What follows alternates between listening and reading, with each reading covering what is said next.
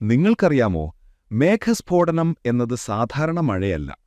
ഇത് ഒരു വലിയ ക്യുമുലോനിംബസ് മേഘം പെട്ടെന്ന് പൊട്ടിത്തെറിക്കുന്നതുപോലെ ഒറ്റയടിക്ക് ഭീമമായ തോതിൽ വെള്ളം താഴേക്ക് വീഴുന്ന സംഭവമാണ്. കുറച്ചു മിനിറ്റിനുള്ളിൽ തന്നെ 100 മില്ലിമീറ്ററിൽ കൂടുതലുള്ള മഴ പെയ്യാം. അതുകൊണ്ടാണ് ഇതിനെ ക്ലൗഡ് ബേഴ്സ്റ്റ് എന്നും വിളിക്കുന്നത്. മേഘസ്ഫോടനം സാധാരണയായി മലനിരകളിലാണ് കൂടുതലായി കാണുന്നത്. കാരണം അവിടെയുള്ള ചൂടുള്ള വായുവും തണുത്ത വായുവും എട്ടമ്മ കൂട്ടിയിടിക്കാറുണ്ട്. അപ്പോൾ മേഘത്തിനുള്ളിലെ വെള്ളത്തുള്ളികൾ വളരെ ക്ഷണത്തിൽ വലുതായി കൂടുന്നു. ഒടുവിൽ പിടിച്ചു നിൽക്കാൻ കഴിയാതെ പെട്ടെന്ന് താഴേക്ക് പതിക്കുന്നു. അതാണ് നമ്മൾ കാണുന്ന അതിവേഗവും അതീവ കനത്തതുമായ മഴ. മേഘസ്ഫോടനം സംഭവിക്കുമ്പോൾ ഫ്ലാഷ് ഫ്ലഡ് ഉണ്ടാകാനുള്ള സാധ്യത വളരെ കൂടുതലാണ്. റോഡുകൾ വെള്ളത്തിൽ മുങ്ങും, വീടുകൾക്കും കൃഷിക്കും വലിയ നാശനഷ്ടങ്ങൾ വരാം.